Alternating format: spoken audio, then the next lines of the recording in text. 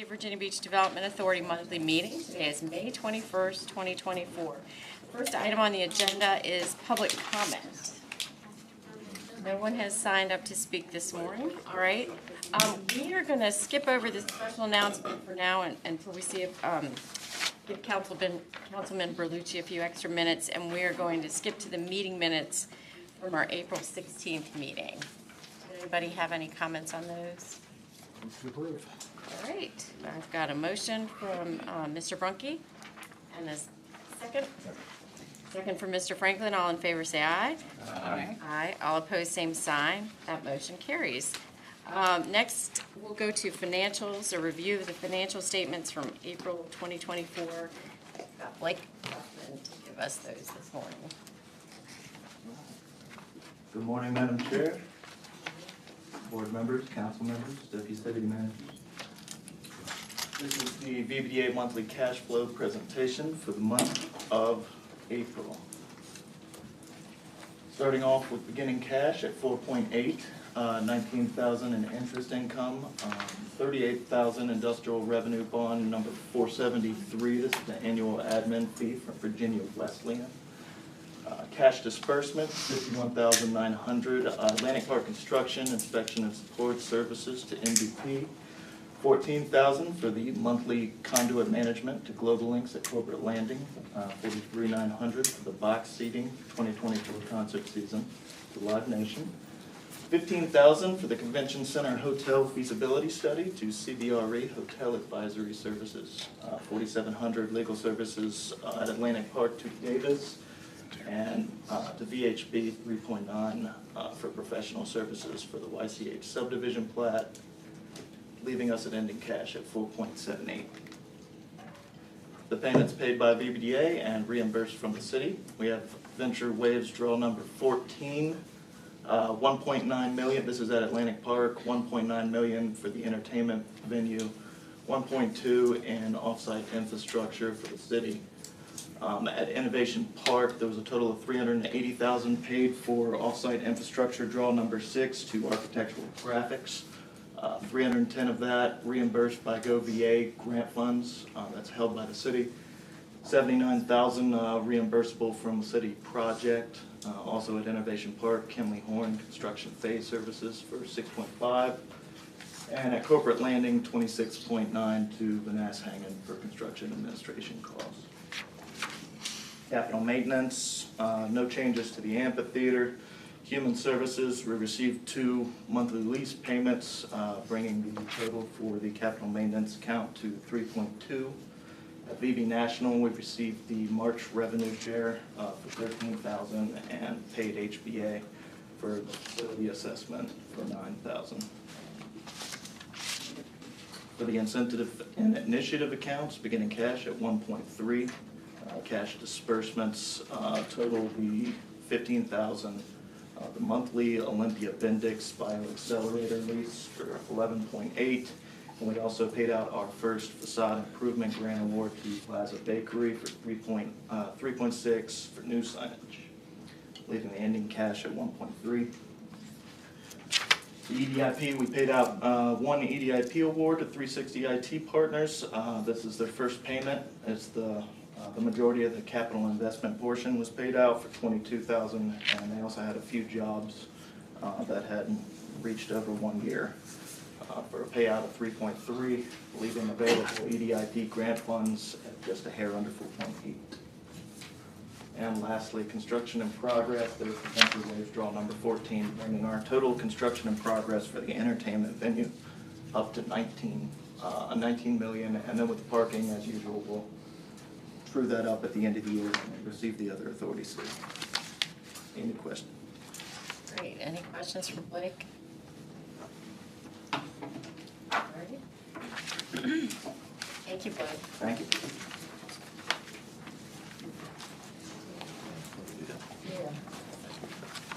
All right, we're going to skip back up to the first item. We've got a special announcement, and it looks like our director, Chuck Rigney, is going to go ahead and make that. Well, good morning, everybody, and we were at the ICSC until got in about 2 o'clock last night, so it was good trip we went over there with one of our guys. I'll tell you about that in a little while. But I'm really pleased to talk about the results of our golf tournament. It was fantastic. It was a beautiful day. I want to thank everybody, all the sponsors and everything. And because of that, we have Tyler Williamson here today with FACT, and we're going to present him with a nice check. So would you please come on up? I would say that this was an organization that's doing some really great work, and maybe with this help that we provided to them, they can do some more great work. So maybe we'll get a picture? Okay, great. Checks for 10 grand. Thank you, guys. And don't try to cash that one. I tried that once, the bank didn't take it, so. Yeah, I think Lisa should be on too.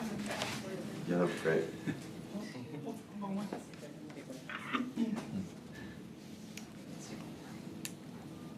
Go camera. It's nice. Lisa. Do you mind if I slide in? Oh, sure. Yeah. Thank you.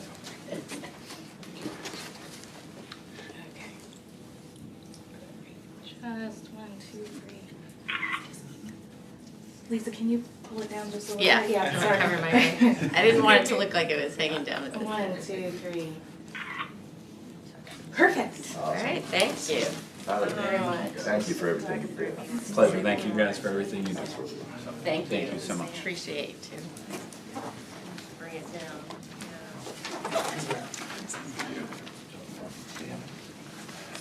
Great, thank you, Chuck. Next item on the agenda is a presentation on potentially the role that we might have in affordable housing in our community. So maybe just real quick, I'm going to just introduce Ruth Hill, who's going to make this presentation. Clearly, as we know, in economic development, we're challenged with both workforce and affordable housing. And one of the things that Ruthie's doing some really great work on is in the area of affordable housing. And I know we got some folks in here that really understand that completely. And the support of the City Council for these kinds of initiatives. So it's all yours. Thank you, sir. And thanks for coming in this morning. Yeah, good morning. Good morning, everyone. Good morning. Thank you. I'm so pleased to be with you this morning. My name's Ruthie Hill. Ruthie. If you know me by Ruthie. And I'm the Director of Housing and Neighborhood Preservation here in the City of Virginia Beach. Good morning, Madam Chair, Lisa Murphy, it's good to see you again, and all the members of the BBDA Authority. Thank you for giving me the opportunity to speak to you. With me is Sharon Schoaf, and she's our subject matter expert. She's been doing development work for 25 years, so I will get you keyed up, and then I will bring Sharon on to talk about some of the details. So today we're going to look at present the findings of the recent study. We had a study done by Virginia Tech, and it was brought out that there could be one of the solutions that VBDA could be a participant in expanding affordable housing by increasing its role. And so we'd like to just have some conversation around that today. We're going to be presenting several proposed strategies and the related activities that BBDA could explore for City Council's consideration, and we'd like to hear any feedback that you have on these proposed strategies and initiatives. So, in November 2022, the City Council approved an ordinance to fund the housing study, which was previously completed in 2016. The Virginia Center for Housing Study at Virginia Tech and Housing Forward conducted the study, and they submitted the report to Council in 2024. The key findings indicated that Virginia Beach faces significant affordability and accessibility challenges. In Virginia Beach, 1 in 3 households, or about 59,000 people, are what we call housing cost burden. And what that means is that they're paying more than 30% of their income towards housing costs in the city. These households include both renters and homeowners, and the study also concluded that Virginia Beach's housing market is trending really tight. What that means is many residents have challenges accessing both the rental and the homeownership market. There's increased competition in making it harder for first-time and moderate-income buyers to purchase homes, and many renters to even qualify for affordable units. So there's a critical concern as well for the lack of affordable units to the very low income households, those that are paying 0 to 30% of area median income. Many of those are employed in the region's top 10 most common occupations, to include people that are working down at the ocean front in our resort area. So the city, through our department, supports the development of affordable housing in a number of ways. So I thought I'd just share some of those with you. We provide financial support to developers to build new affordable housing units by offering federal grants or low interest rate loans that are leveraged with other resources, usually funded through the LIHTC, or the Low Income House Tax Credit Program, administered by Virginia Housing, and many of you are probably familiar with that program. We also provide federally funded housing choice project-based vouchers to developers who build affordable housing units. These vouchers provide an ongoing operating subsidy that allows an owner to receive a market rent on the assisted units, while the tenant only pays 30% of their income on the rent. Both of these types of financial support have enabled projects to compete for the low-income housing tax credits and the projects, and make it financially feasible for us here in our city. We also facilitate the sale of city-owned land to be used for affordable housing. We link owners of private land with experienced affordable housing developers, and we guide nonprofits through the city's land development processes. For example, our department coordinated the sale of city-owned land for Tranquility at the Lakes developments in Burton Station. We have recently partnered with Franklin Johnson Group on the Elevate 17 project by providing federal funding and providing project-based vouchers that will provide rental subsidies to households in that facility. We also work in coordination with the city's planning department to oversee the city's voluntary workforce housing program, and we organize local events to highlight affordable housing efforts and opportunities. The workforce housing program has two components. One is a homeownership component and a rental housing component. River Lake was the family homeownership development that took advantage of this program in 2012. And most recently, the Silos is a development that applied for the program under the rental component and is in pre-development at this time. So the potential role for VBDA is to address the housing needs. In the study, we, in addition to continuing our work, the study concluded that there were 8 proposed program and policy solutions for City Council's consideration. One of those solutions involved expanding VBDA's housing role to fund new large-scale and mixed-use developments. The study indicated that this development could include housing that has a mix of incomes, or it could be 100% affordable. The housing study indicated this solution as a strategic priority that will build the city's capacity to make a significant stride in addressing the city's affordable housing needs, but it could require substantial planning and investment. All right, I'm going to bring up Sharon, and she's going to begin to talk to you about these 4 proposals: land support and public-private partnerships, financial support, and then planning and technical assistance. Thank you, Sharon. Thank you. Good morning. So the study, as Ruthie said, included several proposed, what we kind of general strategies that we could implement this proposed solution that they brought up. And each strategy also included several activities that the VBDA can explore for City Council's consideration. So one of the primary strategies involved land support and public-private partnerships. And the way that they presented this was that we could either use existing city land or acquire land, and VBDA could offer that land either at a discounted price, or they could also lease the land, but they would do this in exchange for affordable housing units. And the other benefit of entering into a land lease is that the developer wouldn't be paying real estate taxes on the value of the land only. They would be paying it only on the improvements. And this would also give the public a formal stake in the development. They also brought up that BBDA could be involved in land swaps where appropriate, along with market acquisitions. And then in addition, where appropriate, both our department and BBDA could collaborate with experienced affordable housing developers for public-private partnerships. And that would only be if there's city-owned land or funding in the deal. So that was the first strategy and activities. The next one they talked about was financial support. And this body has often provided tax-exempt multifamily housing bonds. You've acted as a conduit in issuing those bonds. So the study mentioned a couple of recent developments that were preservation projects. I believe it was Atlantis Apartments and the Springs, which was about 10 years ago. Both of those projects were fully affordable and needed rehab. And so they came to you all and you authorized multifamily housing bonds for those, and then they went and got 4% tax credits through Virginia Housing.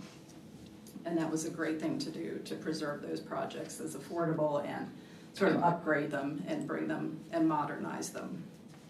Another opportunity that was brought out in the study was to offer the current economic development incentive program to businesses that are involved in producing lower cost housing, or businesses that could strengthen the construction industry through innovative methods in the workforce.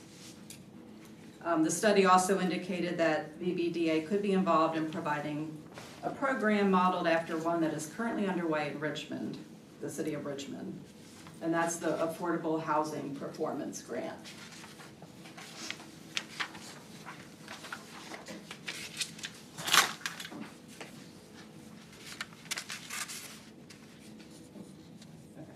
So the developer owner, the way this would work is that the developer owner of a specific project would pay the real estate taxes on that property every year.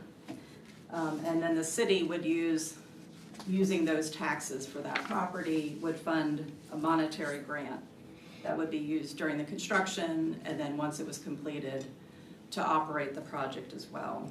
And the funding would be limited to, or it would be based on how much of the project is affordable. So it could be a full grant for the full amount of the incremental taxes on that development, or it could be a portion of it if it was a mixed income type of project. And then it would be, the project would request, the owner would keep requesting those throughout a 30-year period, which is usually the term of an affordable housing loan. And the Economic Development Department here could take a fee every time they dispersed one of those grants to pay for admin costs. And our department is working on this. We've referred some of it, the details of it, to the city attorney. So they're reviewing it at this time, and it's something that we would be presenting to city leadership for their consideration. But this is a program that this body might want to be involved in. And the other thing about this program is it could be combined with, the sale or lease of city-owned property, or it could just be used if a private developer finds their own land. So it can be used in combination with land development as well. And the final strategy that the study brought out was planning, that this body could do or consider doing, is planning and technical assistance. So one idea is for BBDA to serve as an intermediary for applying to the state for planning grants to help study development options for specific sites and properties. BBDA could provide this service to investigate mixed-use opportunities or city-owned properties, or to assist private owners with assessing options for certain properties whose development would be a strategic win for the city. And then finally, another activity that BBDA could undertake is hosting events to encourage networking among developers of affordable housing and residential housing and commercial developers to increase the possibilities of mixed-use development. So we wanted to thank you for sharing and allowing us to share, and wanted to give you an opportunity for questions or comments at this time. So we could explore City Council's consideration about including you in conversations. The study is available, online, and so all of these details are, if you go to our department website, you can find the study, has the executive summary, and then all the details. It's 113 pages of pleasure reading, but there is, you can look at it through the different strategies and find where this is located on the document. Okay, and it looks like Bill has a question for you. So the presentation started, you mentioned that 1 in 3 residences in Virginia Beach are paying more than 30% of their income for housing costs. So I'm assuming that 30% is the point in which you're defining affordable and not affordable. Can we translate that to what a household income is for purposes of affordable and not affordable, and what the price point is of the home? Can we put some meat around the numbers for the residents and the income? Sharon, do you have that? I mean, it really depends, but we do look at sort of what is the median rent in the city and what does it cost to afford that rent. And in 2022, the median rent in Virginia Beach was $1,550 a month, and we determined to pay 30% of your income, you would need about $60,000 a year. I think it's a $30 an hour wage. So if you're trying to do that by yourself, you would need to make $30 an hour. If you had 2 people working, then they could make $15 an hour. So that's how we think of it. And homeowners, a lot of those, like we said too, it's not just renters, it's homeowners. Homeowners usually don't start out because lenders make sure that you're not paying more than 30%. They usually have lending guidelines, but the cost of owning can go up over time, and homeowners' income can either stabilize, or they could lose a job, or lose some of their income. We're seeing usually homeowners that are cost burdened are older adults, because taxes go up, the cost of insurance has been going up, condo dues, if they're in a condo, can go up, and so if their income is stabilizing, then they can become cost burdened. What's the median price of a single-family home right now in Virginia? An existing home was about 300 and I want to say 80. I thought it was 65. Yeah. Yeah. What's the AMI? You touched on this a little bit. The AMI for Virginia Beach.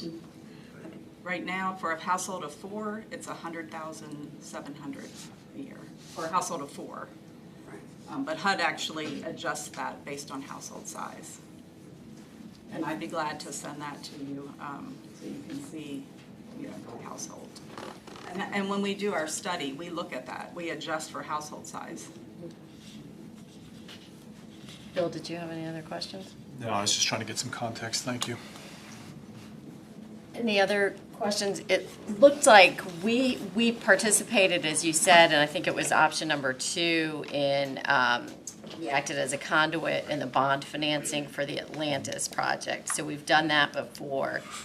And it strikes me that that's something that the community doesn't really know that we do, that that's a function that we can provide. So it may be that there's an education component there so that developers know that that's something that the Development Authority can do. I think they've, the Council for Atlantis had approached us about doing that, and I think they had used other development authorities in the past, so it may be that there are folks that just don't know that that's a statutory role that the Development Authority can have. I think that's one piece of it. And then can you talk a little bit more about it sounds more like a TIF type financing, right? Where it's And that's something that we've done before. We've done it in Town Center, and we've done it other places for commercial businesses. How would that work, or are there other jurisdictions in the area that are doing that?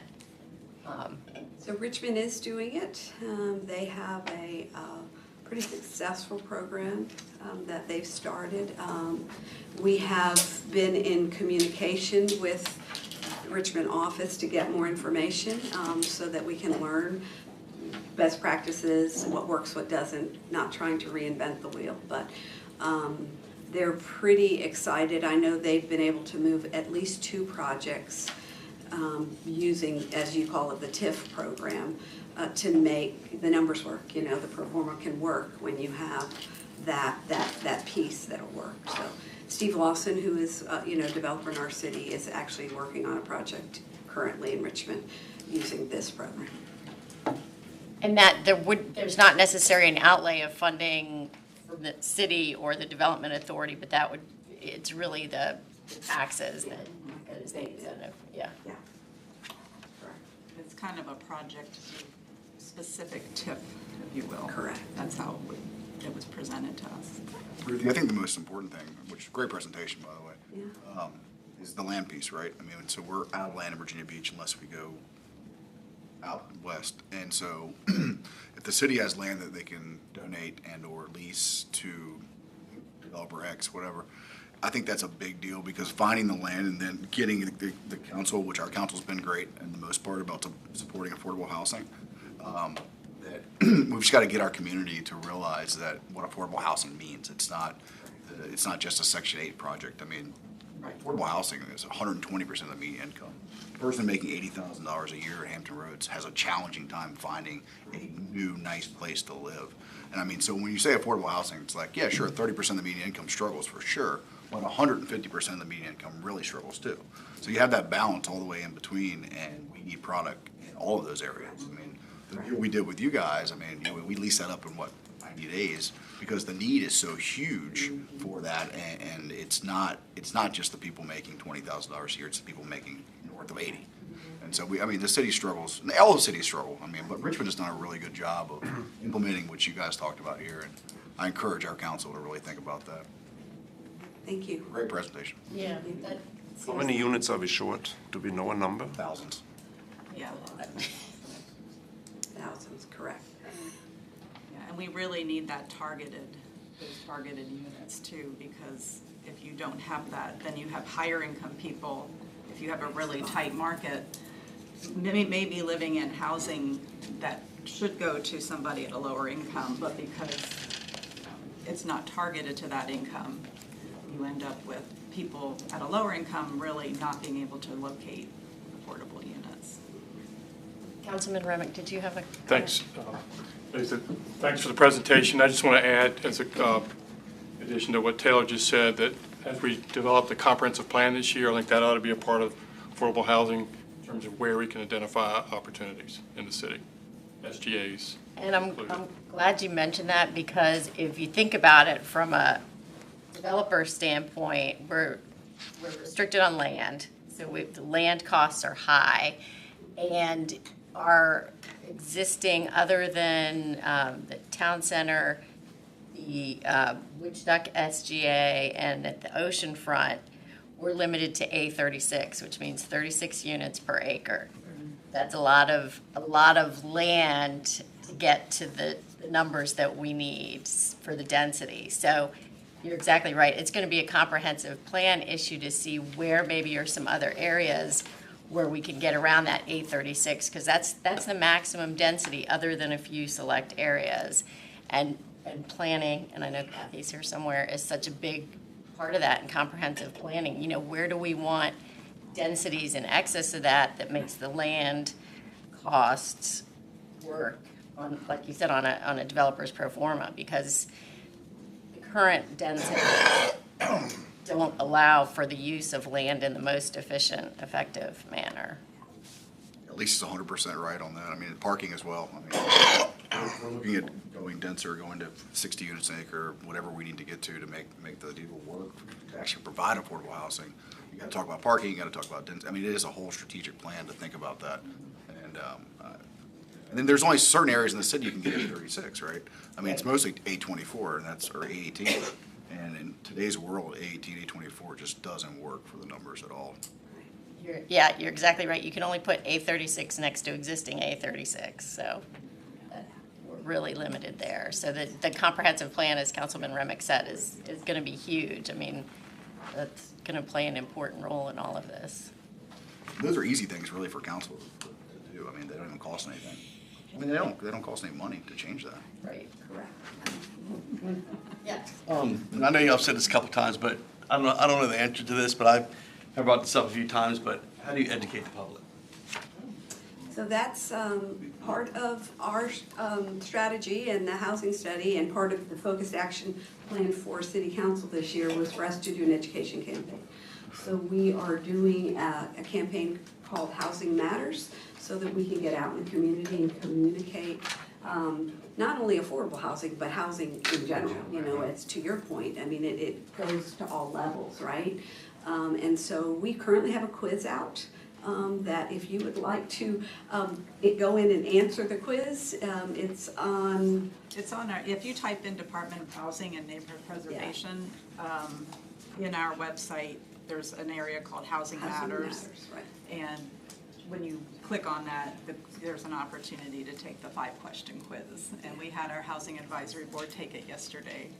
Yeah, It was quite eye-opening. yeah, the idea is that just answer questions, we want to have a baseline of information to know what the city believes about housing, so that we can go forward and have some outcomes at the end to meet the goals and know what the reality is, and what people think the reality is are not always compatible. So that's why we started with a quiz.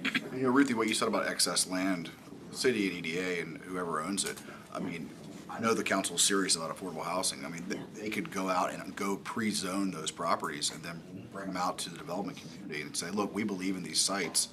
It's zoned for 300 affordable units. Give us your best offer and then get these things done. And that takes that step out of, you know, the developer going through that zoning process, because as we all know, that could be hell. And so when you've got it sitting there, first of all, the city can make some money on it, and two, it's ready to roll. I mean, so that could be a helpful piece that council could consider as well. Yeah, and I think when people think about affordable, I mean, when you said 30%, we're talking about entry-level jobs. I mean, my first job in Hampton Roads was in Norfolk, and I desperately wanted to live at the beach, because you don't move here from Northern Virginia if you're not going to live at the beach. And I was paying far in excess of 30% of my income just to live where I, to be in the city and to be where I wanted to be. So, I mean, these are entry-level jobs across the board. And what we hear from so many of our businesses is they can't hire enough folks. And they can't hire them because we don't have housing for entry-level positions, and that's a challenge. But It's a huge challenge, right? we all want our kids to be able to come back here after college. So to have the housing and we have to have the jobs, and the two get rolled up tightly together, so you can't have one without the other. Sorry, I know it's. Taylor's got another. But I mean, so like Amazon's coming in, right, $19 an hour plus benefits, et cetera. So where are all these people gonna live, right? Moyoc, Currituck, I don't know, not in Virginia Beach. And so when they come in and you say, okay, Amazon, you wanna be on this 1,000-acre site, we need 500 affordable housing units right next door, or city, we need 1,000 affordable housing units. And you tie the two together, so with economic growth comes housing. So you need both because they tie together. And so I think if the city would look at that kind of idea, it's like you want these big companies to come in, let's think about the housing piece as well. Yeah, and back to your point about density, we've got to make some changes there, or it's not gonna happen, Yeah, great. All right, any other comments? Ruthie and Sharon, we appreciate everything that you're doing for this city, and we're happy to explore any ways that we can be involved and help facilitate this. We're happy to Thank you. take care of it, or help you. We can't fix the problem, but we can help you. And it's a long process. Development takes 5 years, and so we're talking about just starting the conversation. So we've got a lot of work to do to get it changed. So thank you so much for your time. Have a great morning. We appreciate it. You too. All right. Well, that was a Very enlightening presentation. Next item we have on the agenda is industrial parks. We've got a request for approval for a construction fence at, on Corporate Landing Parkway. And Emily's going to read this one for us. Yes, good morning, Madam Chair, members of the board. Remick, Emily Archer, Project Development Administrator. This is approval for Corporate Landing Parkway, one of the existing businesses in Corporate Landing Parkway. This is Global Links, the data center at 1632 Corporate Landing Parkway, Great Twin. So again, this is an existing parcel that's already been sold, number 15 on here on the map. There, the whole parcel. It's currently a data center and cable landing station. So fencing, this falls under the old design criteria for Corporate Landing Park. It's not permitted in on this parcel. However, this body has made exemptions in the past, particularly for security measures. Global Links Data Center actually received VBD approval for a fence for their around their current building in 2019, but never actually constructed it. So they're requesting another approval for reconfiguration of this fence in a different location today. So the existing fence approval was the red box on the map, and the yellow box is the new fence for a 195 foot area enclosure. This request is to screen a satellite array. This will be an 8 foot high fence, and the satellites are proposed at 5 feet high, so they will not be visible. These are for low orbit satellites, about 40 of them, that will provide connectivity to underserved areas of Virginia, the Mid-Atlantic region. This is only one of 2 satellite facilities in the Commonwealth. As I mentioned, it's an 8 foot high tongue and groove aluminum panel fence, forest green color. Staff has asked for landscaping, low growing shrubs, at least in front of the fence too, especially where it's visible from Corporate Landing Parkway or Dam Neck Road, and they are amenable to that and are offering shrubs, boxwoods of some kind that would line the fence as well. This is the view from Corporate Landing Parkway. So again, along that front would be the fence as well as the shrubs and around the corners as well. And staff recommends the approval of the fence. Any questions for Emily? Yes. We're not paying anything, right? They just want to put a fence up. Correct. This is per the design criteria that they need your approval to do so. And it's not something that we have at Corporate Landing, so it requires us to approve it. Can you go back to the picture of, so what you're going to see from General Booth if you're driving slow enough to see it? For Dam Neck. Sorry, from Dam Neck would be this, and it would be the green solid fence, 8 feet, with landscaping to soften it. And they don't have any neighbors. Nope, it's kind of like that field to the other side. They do have expansion plans to the south of their building in the future. Maybe back first, so the expansion's down this way. So again, this will remain open on that side. Motion to approve. Second. All right, so we've got a motion and a second. All in favor, say aye. Aye. All opposed, same sign. Motion carries. Thank you. Thank you, Emily. Next item is EDIP program, a request for a modification of the policy itself for Part F, Small Business Development Grant. Oh gosh, Son, what's wrong?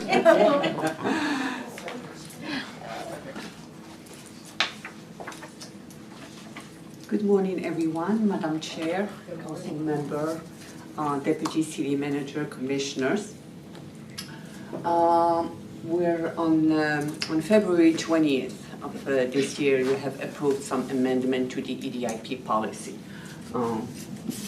Moving closely to align with the policy governing the implementation of the Commonwealth Opportunity Fund, adjust the threshold for awards based on job creation and retention, clarifying the required documentation for the disbursement of awards. And we also removed the Part E of the EDIP policy. That was the local emergency justifying the inclusion of Part E. So we're here today to discuss the addition of Part F to the EDIP policy. So basically, the program seeks to increase access to funding for historically underserved and marginalized small businesses using grants to qualifying businesses. The new policy will include the Part F for small women-owned, minority-owned, veteran and service-disabled veteran-owned businesses. The funds for the first round will be for $150,000. And the grants, we're looking at up to $10,000 per approved business. So basically, any business that qualifies to receive the grant should be a micro business fewer than 25 employees, holds a current Virginia Beach business license, operates in the city for at least a year, current on all taxes, has not received any grants from either the city or the development authority, and does not employ an official or employee of the city of Virginia Beach, the authority, or the MBC. So for the selection process, we're going to have a scoring matrix, point-based system, on meeting the eligibility criteria. We will give consideration to businesses owned by women, minority, service-disabled veterans and veterans. We'll evaluate how the grants are going to be, we'll evaluate the use of funds, and based on either their business plan or strategic plan. And if awarded the grant, we're going to ask the applicant the awardee to attend at least 3 business counseling sessions at the Hive. So non-eligible would be not-for-profit entities, chain with more than 3 locations, and national franchises. So permitted uses, we're looking at working capital, marketing, advertisement, development of an online e-commerce, purchase of equipment, supplies, business vehicles, pay down any high-interest loans, looking at acquiring real estate or expanding the business, and any other business development that purpose that would be approved by the authority. And will not be permitted payroll, salaries, insurance, lease payments, and personal expenses. So we're going to have a committee, a selection committee comprised of 4 members. 1 representative from the Development Authority, the NBC, and Economic Development, and the City Manager's Office. So basically the documents that we'll have, so the application, which is going to be online and submitted to the Hive directly email. We're going to have a document stipulating all the grants guidelines, FAQs, obviously the scoring matrix. We're also going to be offering pre-application workshops to make the application process more seamless. So we're going to be offering pretty much 4 per week. 2 would be in person and 2 virtual. And we're going to have two weeks prior to the submission of the application, which will roll out on July 8th. So we'll have 2 weeks of pre-workshops applications to go over all the requirements. Can you go back to who is not eligible there?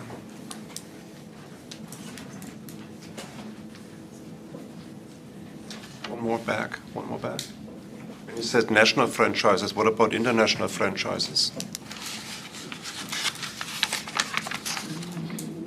Yeah.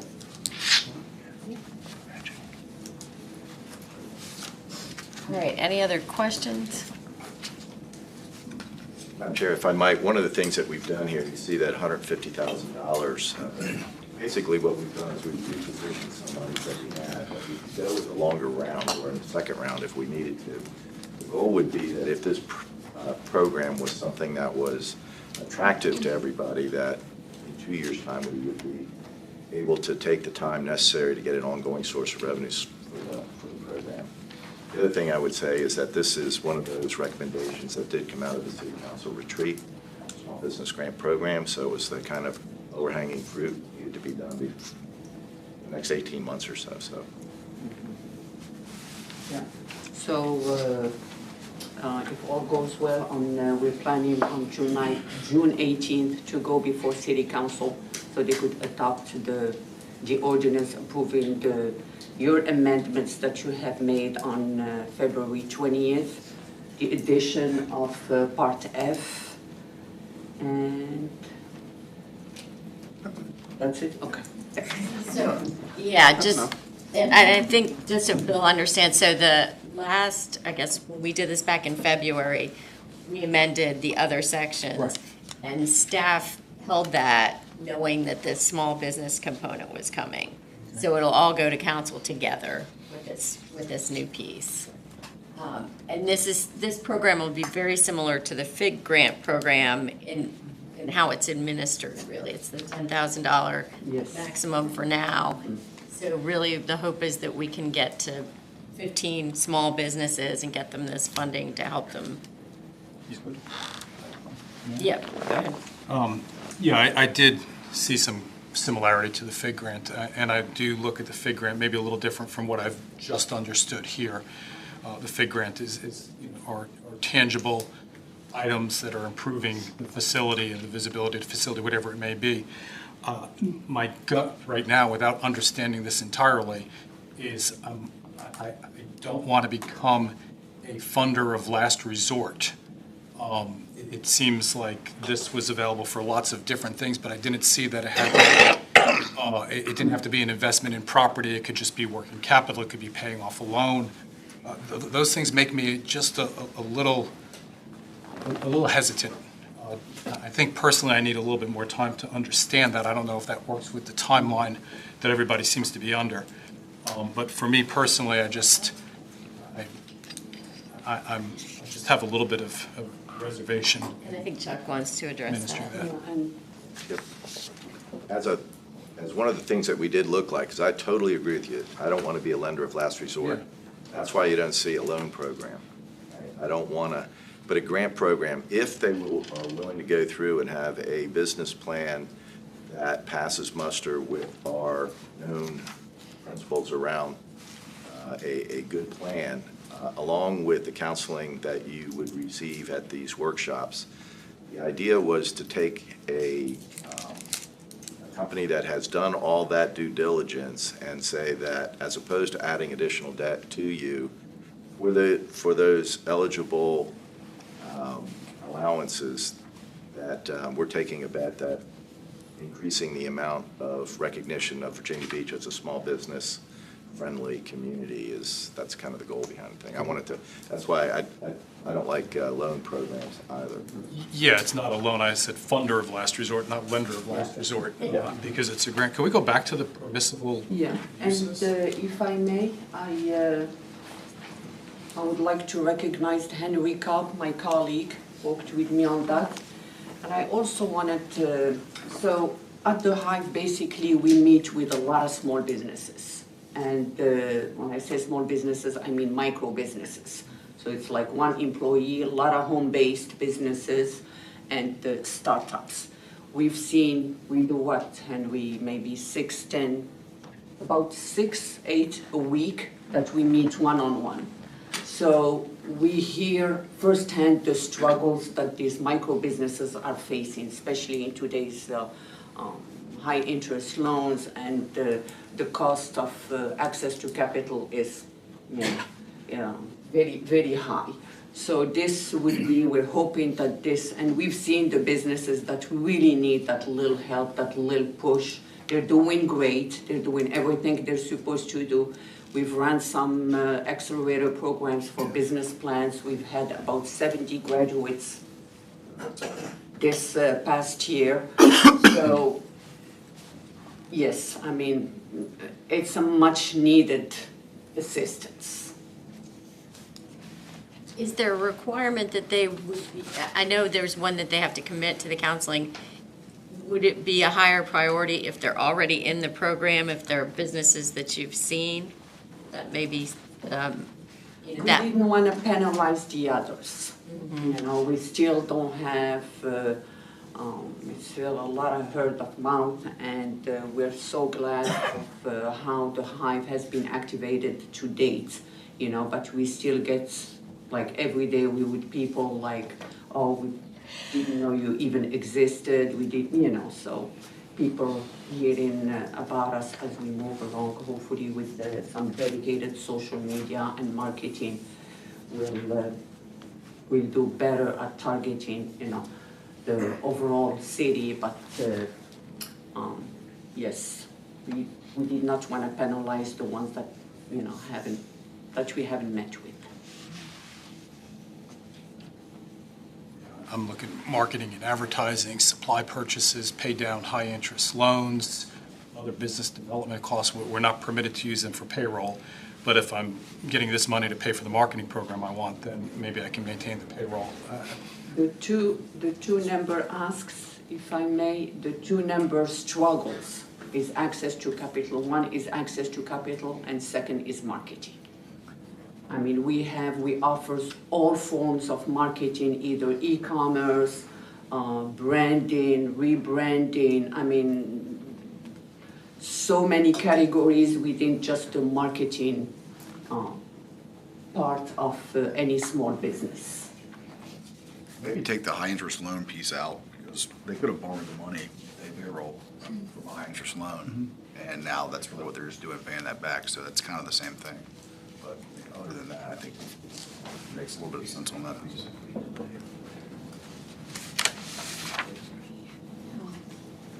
I'm just one person.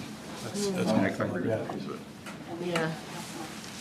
We're just trying to get some feedback on timing, because I know you've got, if you go back to your schedule, this is supposed to go to council the 18th, and that would be our next meeting, right? Sure, you could do it on the 18th, and Ethan, do you want to like explain like how we were going the route of LISC and then how that didn't quite work? So that's why we went this route. That was the following city council retreat in winter of 2023. All council directed us to look into small business grants or loans. So because LISC had before administered our grant during the pandemic, we worked with them. Unfortunately, LISC was not interested in anything in the $100,000.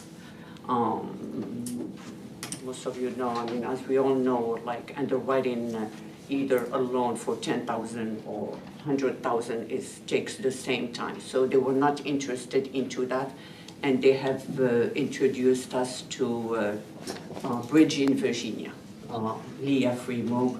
We also worked with Bridge in Virginia. We looked at having a grant, and we submitted that to budget. And this was basically, we were going to take some money out of the operating budget when Taylor was here at the time, and just to be proactive and start the grant, but and waiting for city council to appropriate future funds.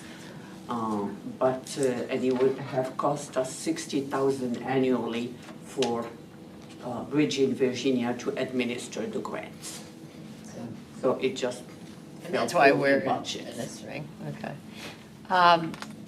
It sounds like there's time, if the body feels that this should be deferred, we can defer this to June 18th, and we can take action on it in the morning, and then it can still go to council that day.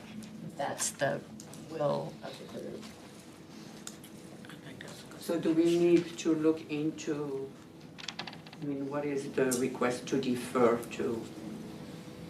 Is there anything that we need to do to basically address your concerns.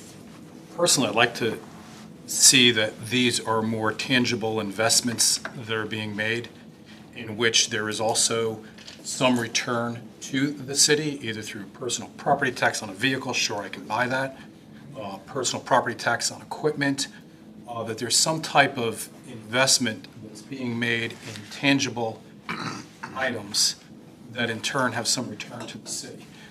You could blow through a $10,000 marketing budget in a week, there's nothing left except a bill to pay $10,000. So for me, I think I'd like to be more engaged in something that has a tangible investment, that has some form of return and staying power beyond the other items. And so your concern is not so much the criteria, because they have to be an existing business that's been here a year, they've been paying, they're current on all of their The taxes. criteria is fine. Yeah. The okay. criteria is fine. It's The just- uses. The uses. It's the uses, it's the working capital, the marketing, the paying off of a loan, which next week after you give me the grant, I can go back and get another loan.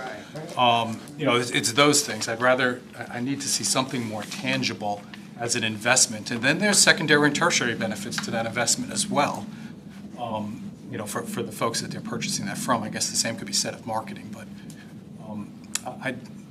for me, I need something more tangible than what I'm seeing.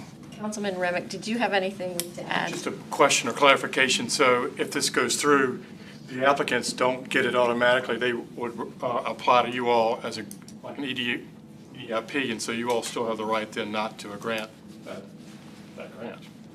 That's Correct. true. Absolutely right. Not an entitlement.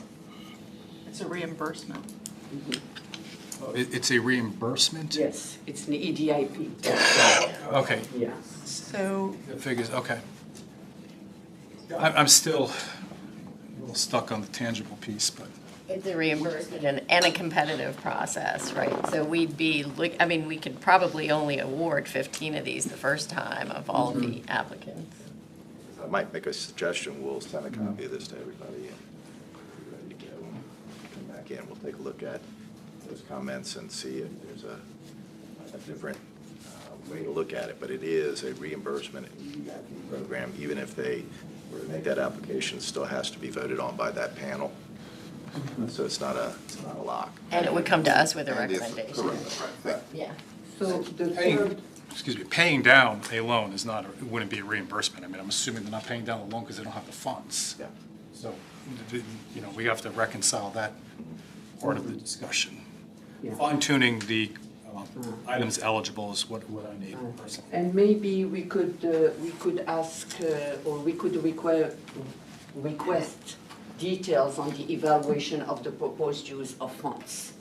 And maybe ask them to show how that grant show us some return on investment for that grant. Yeah, I mean, In the evaluation piece. ideally, we'd want to be able to award the grants to businesses so they can grow, right? So they can increase their presence in the city, maybe hire an employee eventually in the future or two. So I think that's probably what Bill's getting at.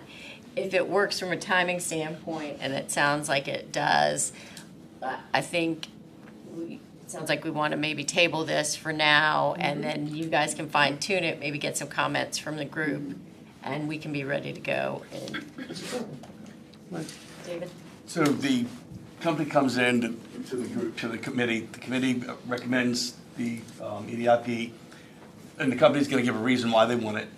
It comes in front of us for approval. Do we have the ability to amend it here, or to change things on what they're asking here before we approve it?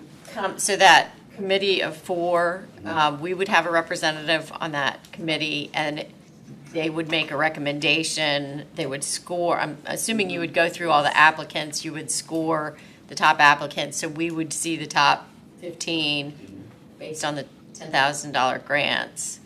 And then we'd vote on those with a presentation and a recommendation from staff, so. Could we amend that if something we see that we don't like, that we could say, change this here? or we don't want to do that? Theoretically, we could do If that. it was the will of the group to say this, you don't think this person should use the money for this purpose, absolutely. Okay.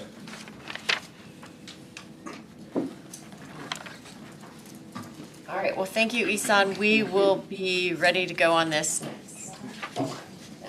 Sounds like. Unless anybody wants to vote on it today.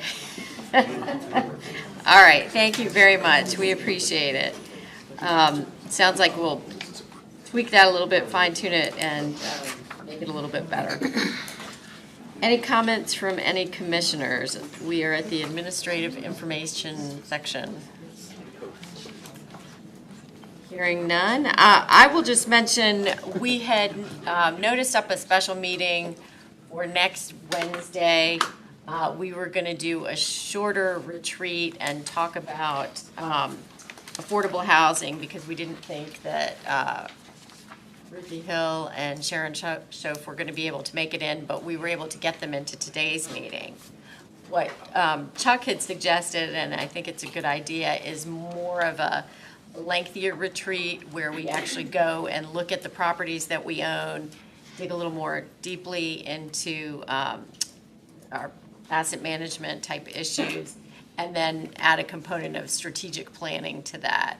And I don't know, Chuck, I don't know if you were going to address that, but we're going to try to find a date, hopefully before we get too far into the summer. Sure. Let me, But that's why you got the cancellation about the meeting next week. We're going to revamp and retool that. So that's exactly right. We thought that if we could get Ruthie in to kind of give us that background.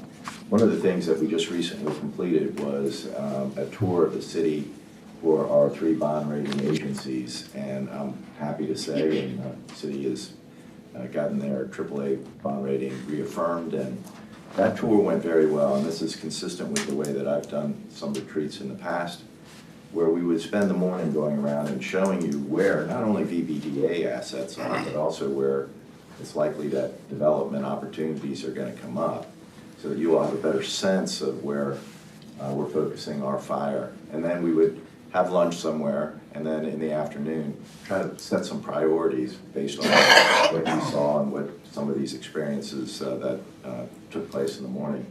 We can have some of the other directors involved that can provide some additional background on projects that they're working on. The Bow Creek Golf Course conversion into a stormwater retention area is just an amazing thing to see. And they're passionate about this work, and it's going to be a game changer. I think it was one of the most creative things I've ever seen. So that's kind of what we were thinking about, and then break about 5 o'clock, maybe stick around just for a few minutes afterward. But I think that if you guys could spare the time, that's the big thing, is that we recognize that kind of thinking about before June 30th, or if it has to, because the summer schedules for everybody get so crazy, that perhaps we would push off till about September. So that's kind of what my thoughts are on. One thing that just struck me that we would probably want to include in the presentation, because I know we're knee-deep in the comprehensive plan component of this, but we probably would want to get sort of an update on the comprehensive plan, where we are, what role maybe the Development Authority can have in helping to shape that. So that would be another important piece, I think. Absolutely. Presentation. Do folks feel like we can achieve this in June? Maybe not a whole day, maybe 4-ish hours. So we can tailor it. I really think that just kind of, we can modify the tour, but we would pick everybody up in a bus and take them around, and then just, yeah, we could squeeze everything in 4 o'clock-ish. So.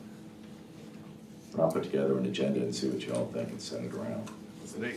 Well, that's what we're trying to, sometime before June 30th maybe, to try to get it done. I think what I'll work with is Cora and Kayla to send around some ideas on that. So you can see an assignment coming back there, right? Yeah, generally speaking, are Fridays better for folks? Except for the 21st. Well, we'll work. I know it's Yeah, I know it's awful tough juggling everybody's schedule. So, but I do think that it'll be an eye opener for a lot of us. I mean, it really is. There's a lot of things going on around the city that we'd like to brief you a little bit in more detail. And I do think that Kathy's doing some really hard work on the comp plan, and we're getting together and kind of taking in and under advisement some of the things that we continue to hear about as important, including just this morning. So, and then some of the other directors that can tell us about some of the good things that they're doing and how it fits into the work that we're doing. So, just take a little bit more time in a couple hours, I think. So, I think that makes a lot of sense. And just for all of us to see, I mean, we see these properties on a map and highlighted, and to be able to see how they're really connected and where the puzzle pieces sort of fit together, I think would be very, very helpful. All right, well, we'll put together some ideas on the retreat and send them around and see if we can get on everybody's calendars sooner rather than later. Then I think that would be great. Great. Well, that was one piece. You want me to just go ahead? Yeah, go ahead and continue. Great. So one of the things I mentioned earlier is that Jaden Gale and I just got back from the ICSC, where we had a very targeted couple of days really, not even 3 days, in order to meet with some companies that have expressed either interest in coming here to Virginia Beach or are actively engaged with us on opportunities. And I can tell you that I think it went extremely well. I'd also say that it was, the reason I took Jaden is that he's just joined with us, and he had an opportunity to see the size and scope of the ICSC convention out there. It's really an amazing thing for anybody that's ever been there. And that plan is to spend the next year kind of beginning to look at those mixed use and all their multifamily and all the other kinds of development opportunities that come out of that show. When I was in Norfolk, the IKEA and the Outlet Mall both came out of ICSC. Took 10 years to do it, but we're hoping next year that we'll have maybe 3 or 4 days of set appointments and the like. But it was pretty eye-opening, wasn't it? Yes, sir. We had a really good time, and we got in about. I know I got home at 2. I guess you're still on the peninsula, so a little bit later. But, so I really appreciate that. And then finally, I want to take the opportunity to introduce Dominique Dubose, who just joined us. Dominique, want to stand up? So I stole her from the city of Hampton, where I hired her over there to run the Phoebus partnership. And if anybody has been to Phoebus in the last few years, you know it became one of the hottest zip codes in the region. Fantastic events that are going on over there, largely due to Dominique's ability to put together multiple elements of commercial, retail, the residential folks that were over there, Fort Monroe, I mean, coordinating all that and having very, very successful events. I know they got one coming up, Phoebus, Fabulous Phoebus, and it's the Gay Pride event, and it's really taken off. So we were fortunate, we were able to get a hold of Dominique. She's going to be assisting us in business development as well. She'll be working with Paige Fox as kind of her go-to person, and so it's really great to have Dominique on board. Dominique, you want to tell everybody a little bit about yourself? Sure. On the spot. So like you said, I'm Dominique Dubose. I go by Dom. I'm from Hampton, born and raised, never left. My dad's retired Air Force, but I stayed in the area my whole life.